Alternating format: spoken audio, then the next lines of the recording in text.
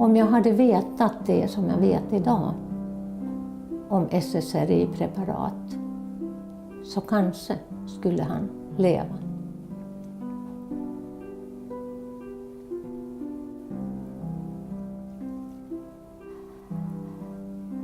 Den 23 maj vaknade jag klockan 8. Och det var en sån där fantastisk vårdag. Himlen var knallblå och solen sken. Och det var så lugnt och skönt. Jag låg och månade mig och sen 7:20 så kom jag på att mamma kanske inte har tagit sin morgonmedicin. Jag måste gå och titta om hon har gjort det. Min mamma bodde hemma hos oss då. Och när jag gick ut från mitt sovrum så såg jag att dörren till Johans rum var öppen. Och det var ovanligt, för det var den aldrig. För hans rum, det var hans revir. Jag såg att han hade ritat någonting med en tuschpenna på sitt golv, så jag sprang in. Johan hade suttit på sin säng och ramlat baklänges med huvudet vridet. Ansiktet låg mot sängen.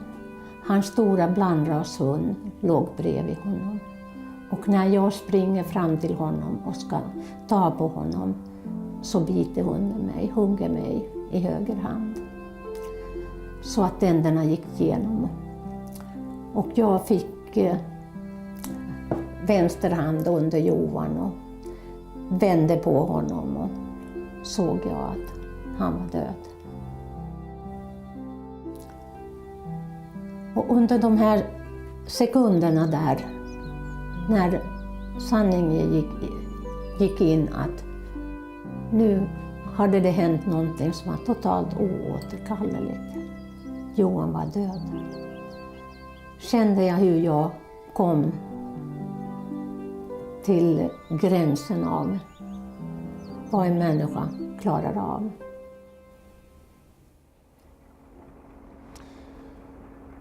One of the most awful things that a drug can do, perhaps the most awful, is that it can cause a person to commit suicide.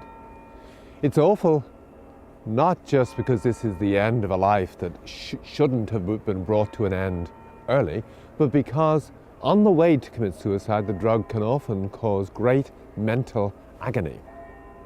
It's awful not just for the person who does kill themselves, but for the family and friends they leave behind. Equally awful is when the drug causes a person to murder someone else.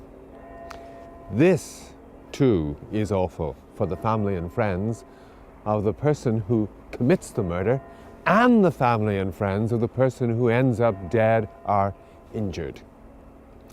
This is a problem the antidepressant group of drugs have been known to cause for over 50 years.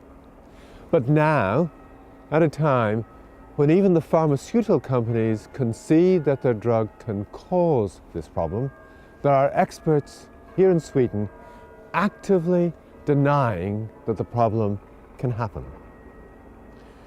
One of the intriguing questions we have to ask is why people would want to keep this material about this group of drugs concealed from you.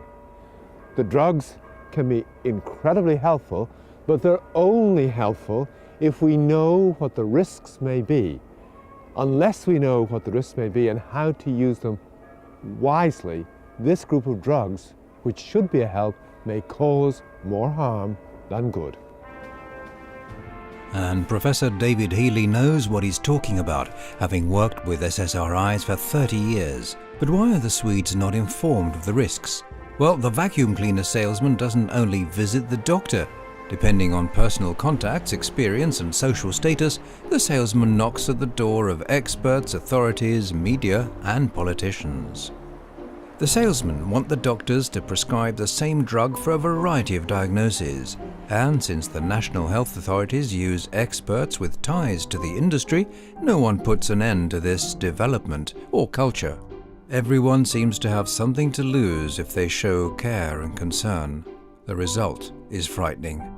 Today, SSRIs are prescribed for a growing number of diagnoses. Sleeping problems, incontinence, obsessions, eating disorders, menstrual problems, grief, cancer, COPD, multiple sclerosis, Parkinson's, anxiety, giving up smoking, as well as drinking problems, not to mention abuse diagnoses given to whoever overindulges in anything and that the drug companies love. Examples being sex addiction, buying addiction, gambling addiction, and so on and so forth. Yes, that's right, people who often already have problems with empathy.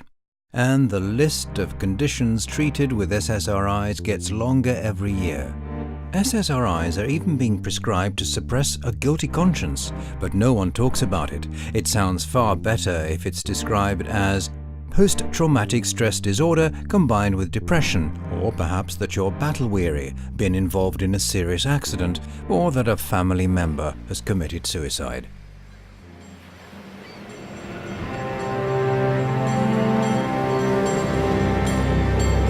Sara Bostock in San Francisco wishes no one the same suffering and nightmare she was forced to endure. She calls on all Swedish physicians, politicians and lawyers to listen. I'm here today to tell you about my daughter, Cecily, who died tragically in January of 2002. She took her own life. In fact, she stabbed herself in the chest. And she'd been taking Paxil for only 2.5 weeks. Cecily was a beautiful girl. She was a Stanford graduate. She was working as an exhibit designer at the time. She had many talents. She could play the piano beautifully. She could write well.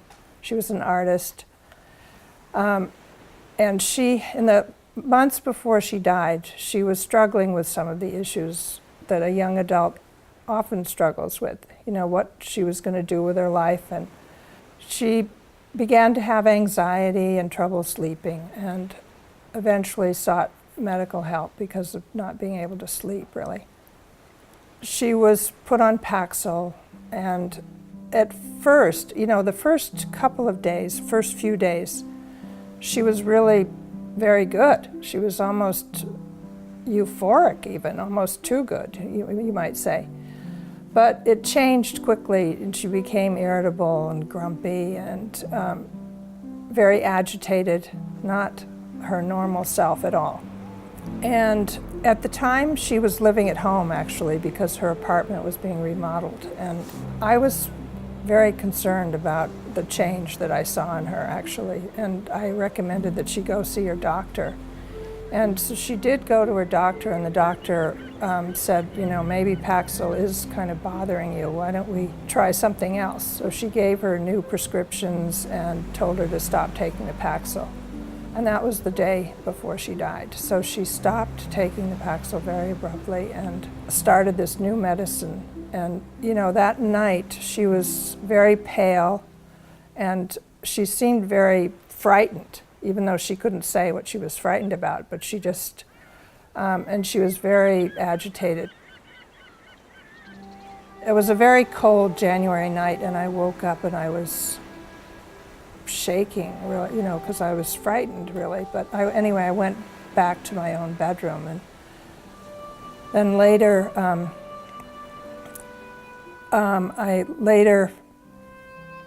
the cat came into our room, actually, and started meowing. It was still dark, and I got up to let the cat out. And when I came out, it was completely dark. I didn't like to turn on the light because it would wake me up further, But I came out, and then my eyes started to adjust, and I noticed that the door to her bedroom was open, and I knew she'd closed it. So I turned around, and I saw a shape lying on the kitchen floor, and it was her, and it was just awful. I can't tell you. And I mean, it was For a young woman like that to stab herself is just unheard of, really. I mean, she'd never done anything violent. She'd never talked about suicide either. I mean, it was just completely unexpected, out of character, totally bizarre.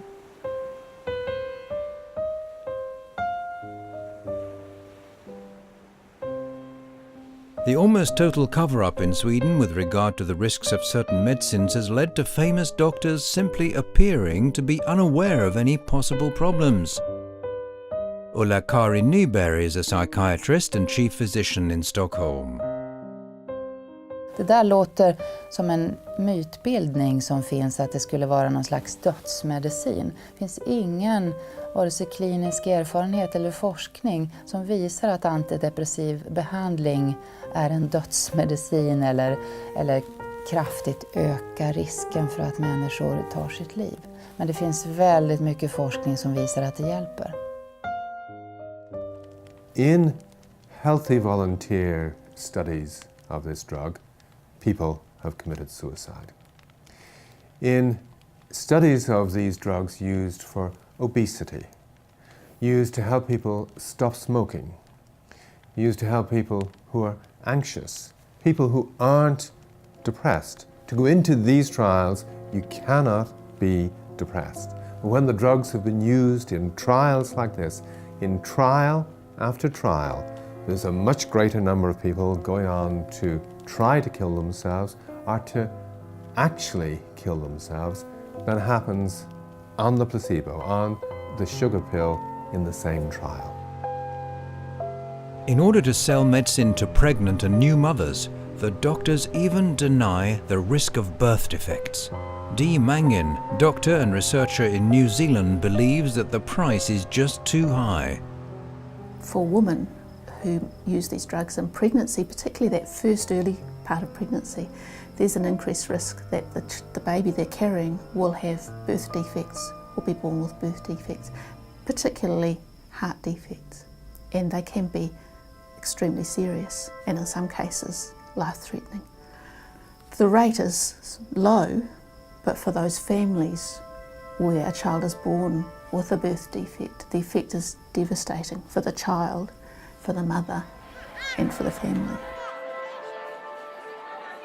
One might ask, what would actually persuade Swedish physicians to start providing information about the risks of birth defects?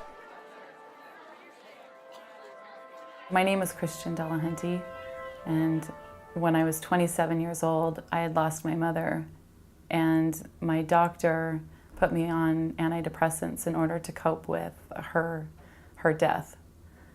I assumed that what I was feeling was not, it was not just her death. I felt that it was depression that I was dealing with, a condition that I was told that I had. And being on these drugs, it just, it took over my life. It made me feel on some days that I was really happy. And then on other days, I just wasn't dealing well. So it had to be me. It wasn't the antidepressants that were creating these highs and these lows. So it validated the fact that I felt that I needed to be on antidepressants. Women who aren't pregnant and maybe aren't even thinking about becoming pregnant need to know, when they're offered these pills in the first place, that there is a chance that they may get hooked to them, so that when they want to become pregnant, they will not be able to get off the pill. And at that point, they will have a terrible choice. They'll be on a pill that can cause birth defects, and they may not be able to stop the treatment. This was my 5th pregnancy I was getting into. Throughout my pregnancy, I developed gestational diabetes, which for me was, in my other pregnancies, they were fine, they were great. SSRIs as a group, and one or two of them in particular, double the rate of major birth defects. They double the rate of heart defects.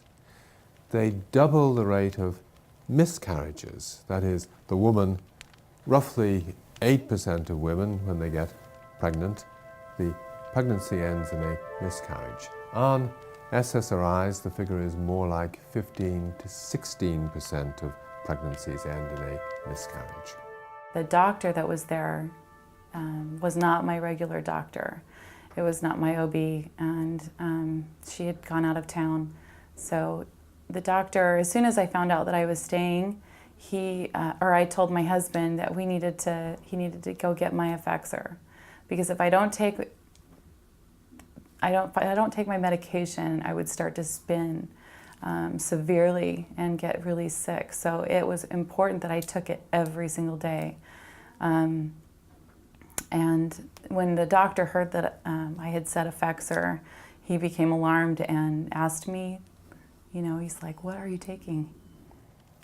They also increase the rate of voluntary terminations of pregnancy for reasons that we don't fully understand. No one has explored this, but more women who are on these drugs, perhaps because they don't care to be pregnant, they've lost the feeling for being pregnant, opt to have a termination of the pregnancy. The doctor on call, when he found out I was on Effexor, immediately called down to the NICU and told them to be ready, that there was an Effexor baby on the way. That was the first time that I'd heard anything about an Effexor baby. The first doctor that was ever, showed me any kind of concern with taking medication in pregnancy. NICU came up, and as soon as Indiana was born, she wasn't breathing, she wasn't responding. They couldn't get her to take that first breath. She was limp, and I'm not sure how long it took them to get her to come around. It was a little while. It was scary. It was very scary. I've seen a number of cases where a woman, after she's given birth to a baby who's had a birth defect, even then, when she wishes to become pregnant the next time around and knows there's a risk from the pills, she still cannot stop. I have colleagues who know about the risks of these pills, who are on the pills and who want to become pregnant and cannot stop. I thought that because of what I had been told, that the danger to taking that drug was over, because they never said anything about breastfeeding. And I continued to take, and she continued to have problems. One of the issues here is that some of the pharmaceutical companies, in some cases, from 15 to 20 years ago, when the drugs came on the market first, warned that women of childbearing years should use contraception if they're on an SSRI, because they knew there was this risk right from the very start. She was 5 weeks old, and my sister and her family were staying with us because my brother had gotten married the night before. And I got up that morning at 8 and I fed her. And I propped her up. And I went out and I made breakfast for my family.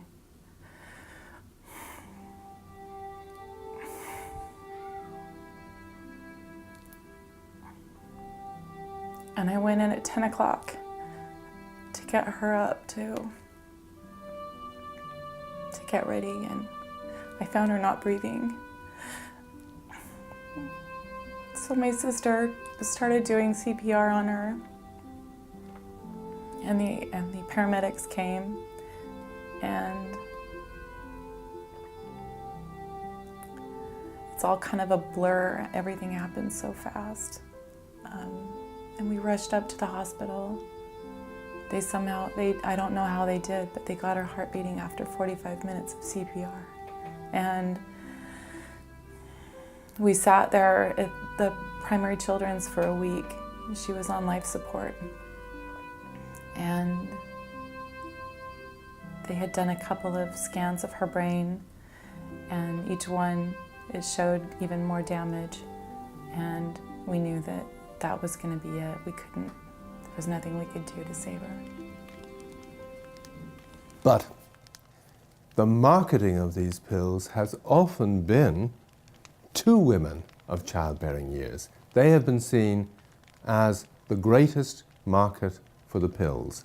And the companies have gone out and stressed that it's much more important that you go on an antidepressant, particularly during this period, because if you don't take an antidepressant and you're depressed and leave it untreated, that this can cause problems for your baby. They stress the fact that women who are depressed are likely to abuse cocaine or other drugs of abuse, and this is the reason why they should be on drugs like the antidepressants. Well, the antidepressants pose a greater risk of birth defects than cocaine does.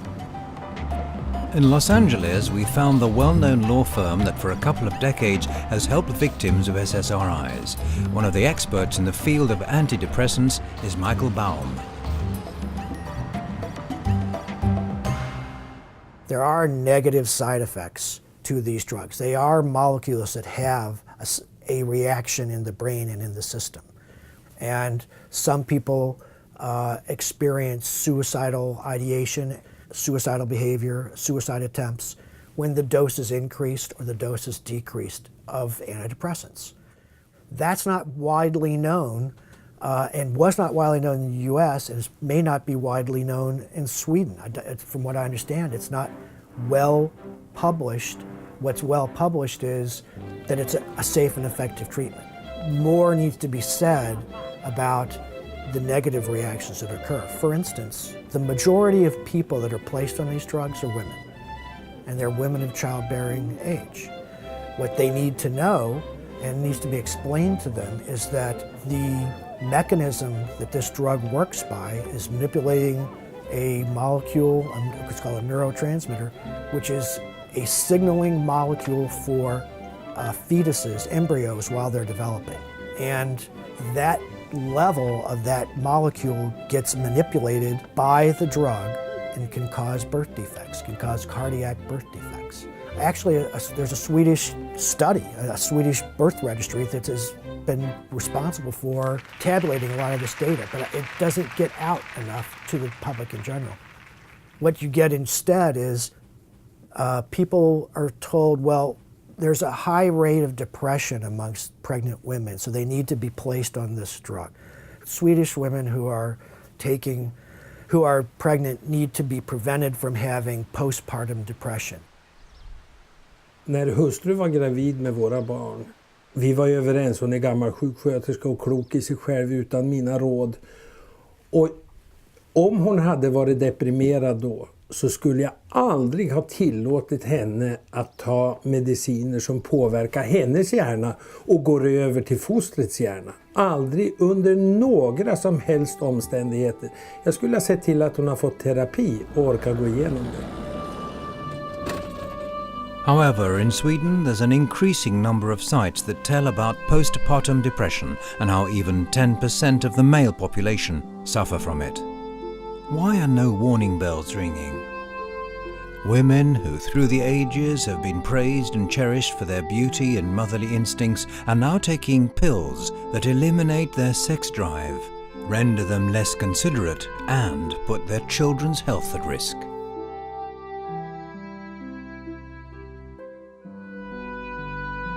Perhaps the world's largest scam ever is going on right in front of Sweden's journalists, politicians, and prosecutors. Ruud Koelen van Brakel is the director of the Dutch Institute for Rational Use of Medication. I was surprised hearing that in Sweden there is a promotion to treat people after the birth of a first child, because in my opinion a depression after the birth of a first child is disease mongering, is selling sickness. This is a diagnosis rarely seen, for example, in the Netherlands. So what we see here, in my opinion, is a cultural phenomenon more than a medical phenomenon. And having said that, of course, there are people with postpartum depression, which is or postpartum psychosis, which is very severely, but that's a rare case. That's only a very, very, very small group of women that suffer from that. So to have a big marketing campaign stating that a depression after birth is a problem is ridiculous. And this must certainly also be embarrassing for the Swedes that both media and authorities, in the case of suicide, often refer to a single man living in his own little world of SSRI, which of course the pharmaceutical companies are very grateful about. Göran Isaksson's world set against the safety of an entire population. Det har skrivits om att det skulle vara någon ökad självmordsrisk vid behandling med antidepressiva läkemedel.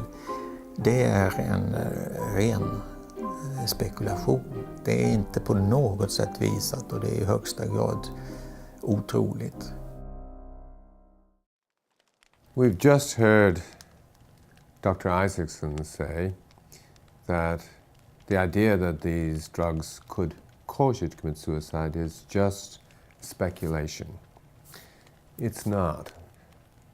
If you get a pharmaceutical company medical officer or other senior person from the company in the witness stand under oath, and they're asked the question, can your drug cause people to commit suicide? They have to say yes. If they say no, they are breaking the law. If the media asks them, not under oath, can these drugs cause people to commit suicide? They'll say, well, in this case that you've asked me about, no, I don't think it did. In that case you've asked me about, no, I don't think it did. They'll endlessly say, in all the cases that I've looked at, I don't think I've seen a single case in which it actually did. And they'll convey the impression by this that the drugs cannot cause a problem. But if they're asked a direct question under oath, they have to legally say that yes, the drugs can. So to say that this is just speculation is quite extraordinary. David Menkes from New Zealand is a member of Healthy Skepticism, an organisation of scientists and physicians from around the world. The text on their t-shirts is written by one of the most popular and loved public figures in Sweden during the 20th century, Tage Danielsson. Suicide is uncommon. We'd have to say that the provocation of violence by antidepressants would be rare. But the analysis of cases allows us to say with some confidence that this is a real problem that occurs at a low rate, but because of the catastrophic implications of serious violence, whether it's directed at oneself or at another person, is important enough to warrant both further study and adequate warnings for both prescribers and for the public who might receive such prescriptions. In many European countries, long before the SSRIs came on the market, farmers knew that you keep your cattle out of fields that have got St. John's wort growing in it. Because this herb, if eaten by the cattle, can cause miscarriages and birth defects. The SSRI companies know that this herb, which is also a serotonin reuptake inhibiting herb and causes birth defects by this mechanism, They knew this before the SSRIs came in the market. What we have been doing since with the marketing of these drugs is to herd women into fields that have St. John's wort growing in it. That's what we're doing when we put people on these drugs while they're pregnant. And one of the ways we do it is using screening instruments, rating scales. This is the herding tool.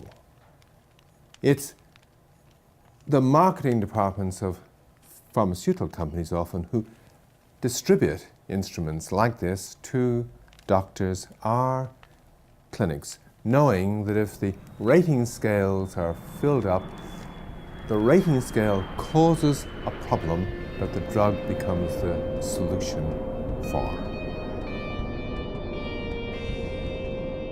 Amy Philo from Frisco, Texas, had a very nasty experience that illustrates what can happen in the US when the government allows the pharmaceutical companies to control healthcare. They jailed the new mother. I had some really horrible things happen to me after Isaac was born. He was having a really hard time adjusting to nursing, so we had given him some formula, which he couldn't digest, and he threw up. And we had to call 911 because after he had thrown up, he looked blue, and I couldn't wake him up. But when we got to the hospital, he almost choked to death. Like he started to vomit, but it got stuck. Luckily, they saved him. And when we got to go home finally, I started to panic because I was worried about him. So I was placed on medication because I was told that I was at a high risk of postpartum depression and I needed to get on it immediately. They gave me Zoloft. I was on 50 milligrams of Zoloft for 3 days. On the third day, I had a hallucination of killing my son by throwing him down the stairs. So I went to the psychiatric hospital where they tried to give me more drugs, and they tried to lock me away from my baby and keep me there for a really long time, but I was able to get home to my son, luckily, and I was told I couldn't leave that hospital unless I kept taking medication. They convinced me that it wasn't me. It wasn't the medication, it was me. So I had to stay on it, and I was going to a psychiatrist who raised my dose twice, and each time that she raised my dose, the thoughts about killing my son were more intense. First, it was just I had thoughts of killing my son all the time, and then with the second dose increase, I started to imagine killing my family. I was imagining killing Joel, my husband, killing my mother, and killing my 2 cats, and killing my neighbors, and killing the baby, and killing myself. 2001 hade min man fått veta att han hade prostatacancer. Och han berättade aldrig det för mig. Utan att han gick in i en depression. Och i och med att vi inte bodde tillsammans utan var särbo då, så förmörkade han det för mig helt enkelt. Istället yttrade sig hans depression i svartsjuka.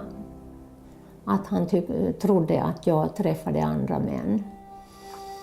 Och när jag sa till honom då att hans svartsjuka var inte mitt problem utan hans eget då, och det var en sak som han var tvungen att lösa själv. Och då tog han sitt liv.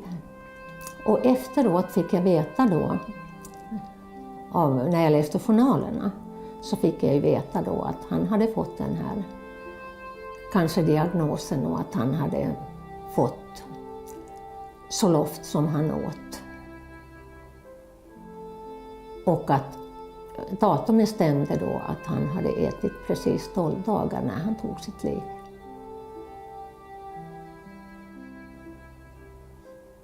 Hans svartsjuka, den fanns aldrig innan utan att vi hade en bra relation och jag pendlade till honom och vi var mycket i naturen och han kom hit till mig och vi gick på konstutställningar. Och det var aldrig något problem innan han började äta medicin. I was on Zoloft 150 milligrams and nothing, like it wasn't working. No matter how long I waited for it to work, it was just getting worse. And at that point in time, the FDA issued a black box suicide warning on antidepressants. And my mother convinced me to start reading up on antidepressant stories online about how they were causing homicides and suicides. So I decided I wasn't going to give it any more time to work and I was going to wean off of it and see if I got better. And when I did get off of Zoloft, against doctor's orders, I was better. I was back to my normal self. And I had been told, you can't have another child because you'll go crazy and it's always more dangerous after you have more than one. And you're always going to get postpartum depression again. But I had a second child and I didn't have a single problem. I never had any kind of mental issues. I didn't even have health issues of any kind after him. And he's wonderful. And so when I look at him and think that I could have possibly not had him because of their warnings to me, it makes me extremely angry. But I'm very thankful for him, and he's proof to me that I didn't need anything and I'm fine. And so it makes me extremely sad that they tried to take that away from me. And it makes me very sad for any mom in Sweden who might also be going through this because of a drug. Let me tell you about Victor Motus. Victor Motus was a successful businessman. He had several restaurants. He was the head of a school committee. He was a mayor in the town in which he lived. And because of his work for the community in which he lived, he was due to get an award from President Bill Clinton. He had to fly to Washington to get the award. He was going to meet Bill Clinton and was going to get an award for the work he did. A week before that, he had complained to his wife that he was having trouble sleeping. She organized him to be brought to the doctor. The doctor's notes don't show that he was depressed. The doctor's notes show his only complaint was that he wasn't sleeping well. But the doctor told him that this was a sign that he was depressed, because doctors have been educated by drug companies to think just this way. The doctor put him on an SSRI and told him it would take a few weeks for this pill to work. 2 or 3 days after he was put on the pill, Mr. Motus became clearly more restless, more anxious. He told his wife that the pills weren't suiting him. His wife and his daughter told him, but these pills take a few weeks to work. You have to continue taking them. He did continue taking them, and on the 6th day on the pills, the day he was due to fly to Washington, Victor Motus got up early, got in his car, drove his car a few miles away from his house, took out his gun and shot himself through the head. After she died, I saw that it was happening, you know, all over the country, all over the world. I was shocked. I was horrified, and I wanted to make people, you know, stop it from happening to others, you know. And unfortunately, when it happens to your own daughter, you think, oh, if only this, it's terrible, but if it could just be the last time, you know, then maybe it would be all right in some way, but it hasn't been the last time at all. Tack och lov så läser ju inte patienterna, de lyssnar mer på vad vi säger. Det finns ju den här varningstexten, är ju, texten i FASS är tycker jag, ja, snudd på tokig. För där står till ungdomar under 18 år ingenting om nyttan av medicinen. Och den här att 1 på 50 kan få mer självmordstankar. och självskadetankar beskrivs oerhört kraftigt. Och att nyttan, att 1/3 får en väsentlig nytta av medicinen, av de som tar den, det tonar man ju ner helt.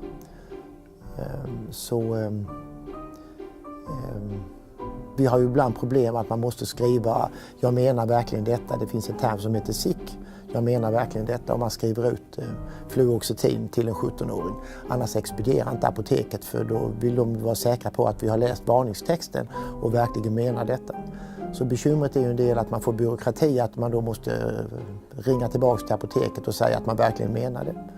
Så det är en del apotekspersonal som läser texten mer, tror jag, än vad gemene man gör, för de lyssnar mer till vad vi säger. Cirka 2 år efter Johans död så gick jag själv in i en depression. Det kändes att jag hittade inte en väg tillbaka till livet. Och jag fick Cipramil utskrivet. Och i början gjorde det att min sinnesstämning höjdes en aning. Men sen efter några veckor så gick jag in i zombieliknande tillstånd. Att jag inte kunde varken skratta eller gråta eller reagera känslomässigt på något sätt. Då. Och när jag talade med min läkare om det här så sa han att jag absolut inte skulle sluta med medicinerna utan han höjde dosen. Och jag åt några månader men mådde ändå sämre. Och på eget bevåg så började jag trappa ner. Efter att jag började se konstiga bilder. När jag såg en kniv såg jag i en 10-del sekund hur jag tog tag i kniven och tryckte den i min dotters bröst. Likadant om jag såg en sax eller några andra vassa föremål så såg jag alltid hur jag tog tag i det och slog dem i min dotters bröst och dödade henne. Och det förstod jag att det här var inte riktigt utan att det här var medicinpåverkan. Så jag började trappa ner medicinen mycket sakta och skrev dagbok. Och när jag började trappa ner medicinen så fick jag precis som åskväder i huvudet. Enorma elektriska urladdningar och blixtrar och väldigt mycket biverkningar. Och nedtrappningen tog faktiskt 7 månader innan jag var helt fri från alla de här biverkningarna. What we've got today is a screening program, an intensive screening program in antenatal clinics, which involve giving rating scales to women. And an awful lot of women who are pregnant have many of the features of a mood disorder. They may be more irritable. They may not be able to sleep as well. They will meet criteria for depression, but they're not depressed. They're pregnant. But on these rating scales, they will score more highly than when they weren't pregnant.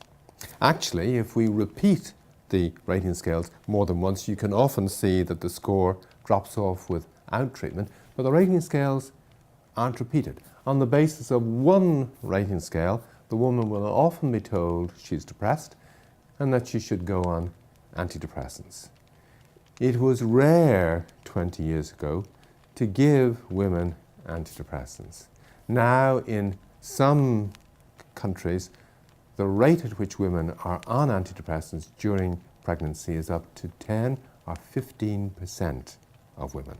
This has been an extraordinary change and is very worrying. ssristories.com. It's a website that I'm proud of having been one of the co-founders.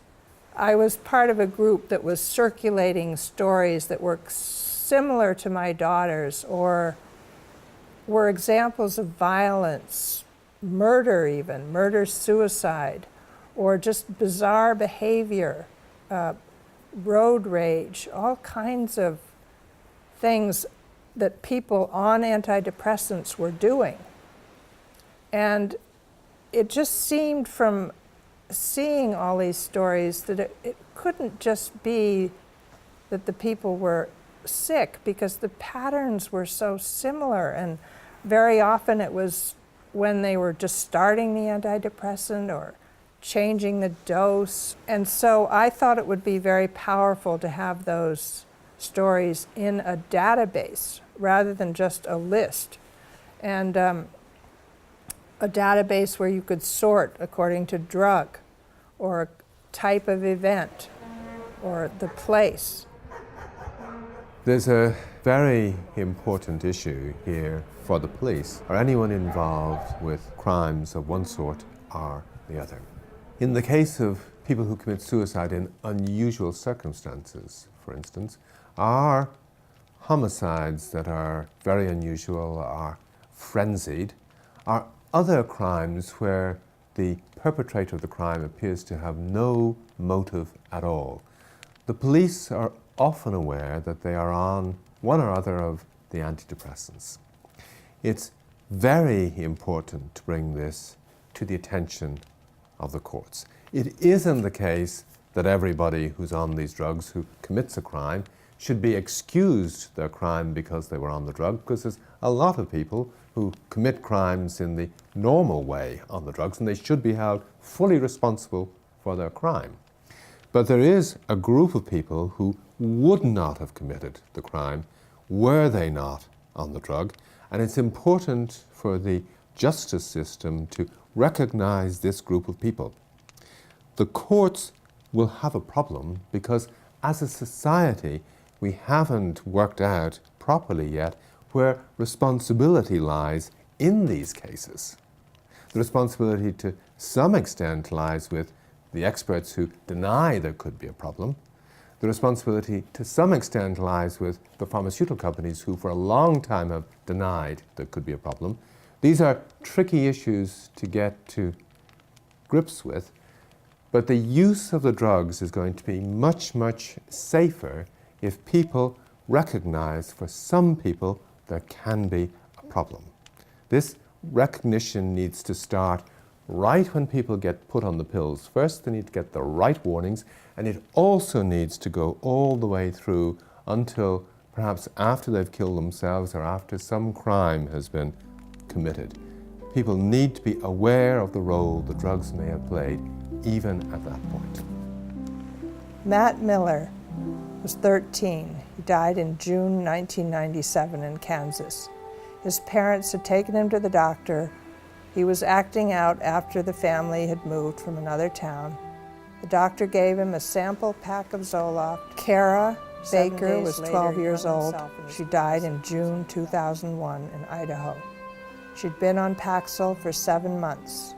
Her appearance and demeanor drastically changed. She left a note for her mother. Julie Woodward, 17, died July 2003 in Pennsylvania. She hung herself after 1 week on Zoloft that she'd been given for school adjustment issues. Beth Winters, 22, June 2003. 7 days after starting Paxil, she hung herself in the hallway of her family home.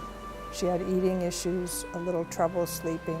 Alex was 19, fall of 2003 in Vermont. He shot himself. He'd been on Zoloft for a few months for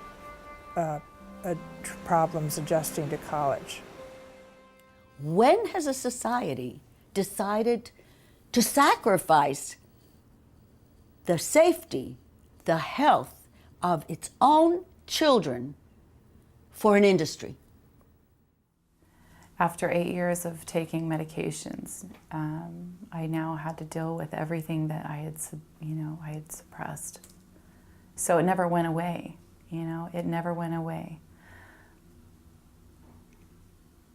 It threw me into manic episodes of just unbelievable. Day to day was just, I never knew what to expect because it would just hit me. I had to learn how to cope with life all over again. if my doctor would have just told me, you know, are you getting enough sleep? Are you taking your vitamins? Are you eating right? Are you drinking enough water? Are you exercising? Pretty much, are you taking care of yourself? I would have probably never had to go on antidepressants because it would have given me an outlet to deal with those feelings and the sadness and the grief and the loss that I was dealing with in a healthy way. One of the things that's going on here is that as the suicide rate goes up during the 60s and the 70s, the autopsy rate, the post-mortem rate, also goes up. When the suicide rate begins to fall, before the SSRIs come on the market, the autopsy rate has begun to fall.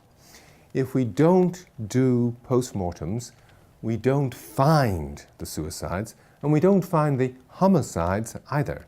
A large number of suicides and homicides are only found, are detected at post-mortem.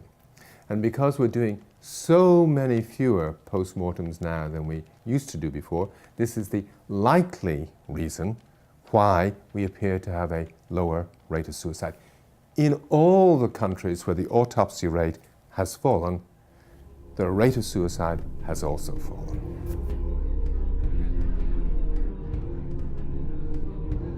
Danuta Wasserman is like a spider in a Swedish network that deals with research into suicide.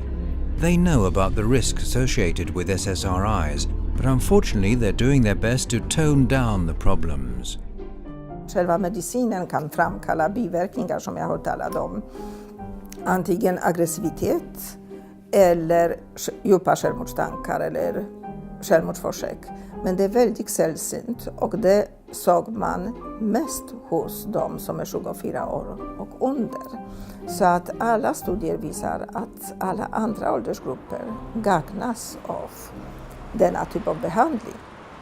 Wherever murder and suicide occur, we find shock, grief, despair, as well as all too often SSRIs. Jag är ordförande i SPE Stockholms län och det har jag varit sedan år 2000. Och jag arbetar med sorggrupper för efterlevande.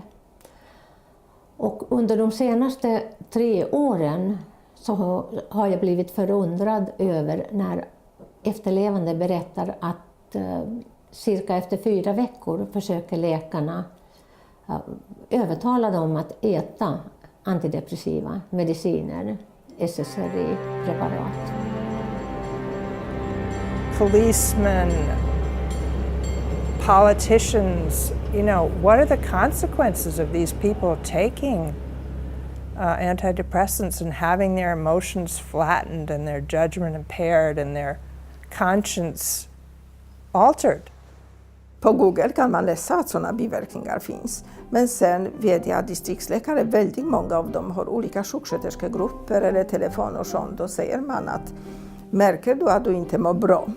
Man behöver inte alltid säga att du ska få ångest eller slå din hustru eller få självmordstankar därför att det skrämmer bara. Men märker du att du mår inte så bra, då får du ringa och ge telefonnummer. Liksom att man ska ha ett konkret uppföljningssystem.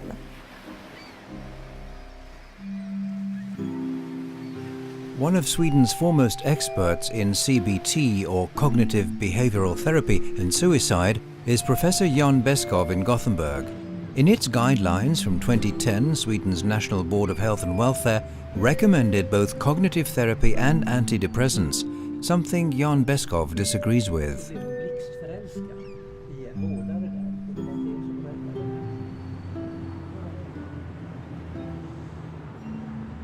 Man bör inte ge rutinmässigt antidepressiva plus KBT.